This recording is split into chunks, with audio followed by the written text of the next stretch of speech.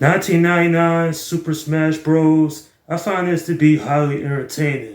I recently went back and replayed a couple of hours of this, and even more than 25 years later, this still holds up pretty well in my opinion.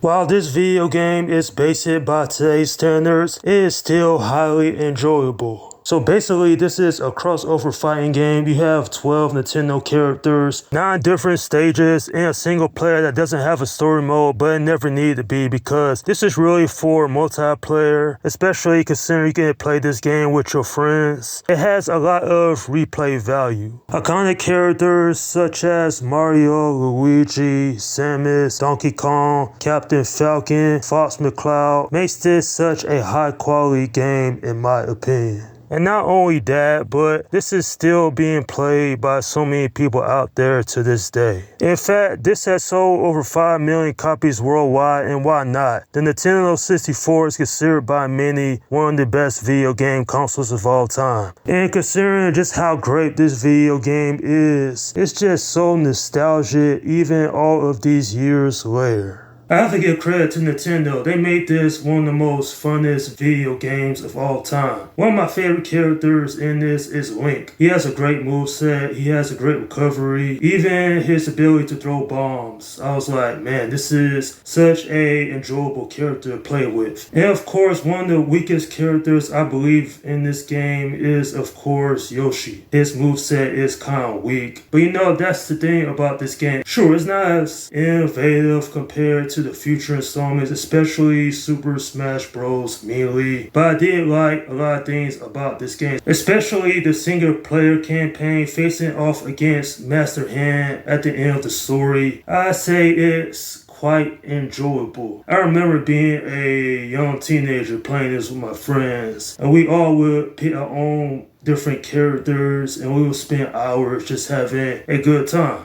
Basically, this game isn't perfect. I mean, originally it was going to include more characters, but they were cut because of time restraints. One of those characters was Bowser. Sure, only 12 characters, but it still offers a lot of replayability. And certainly it's a video game I'll go back and replay every once in a while just because it has so many great things about it. At the end of the day, a video game that has stood the test of time, and quite frankly, it is without doubt one of the best N64 games of all time as well.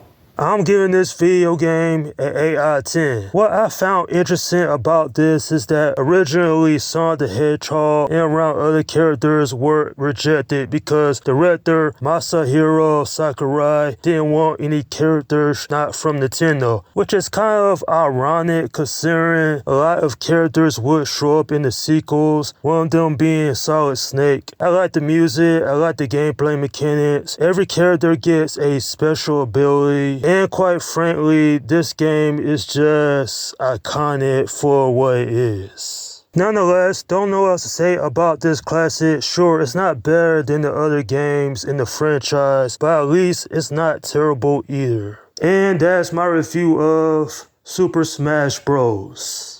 Okay, leave your comments down below in the section and let me know what you think about this video game. Alright, this is Slim Guy 172 saying peace out.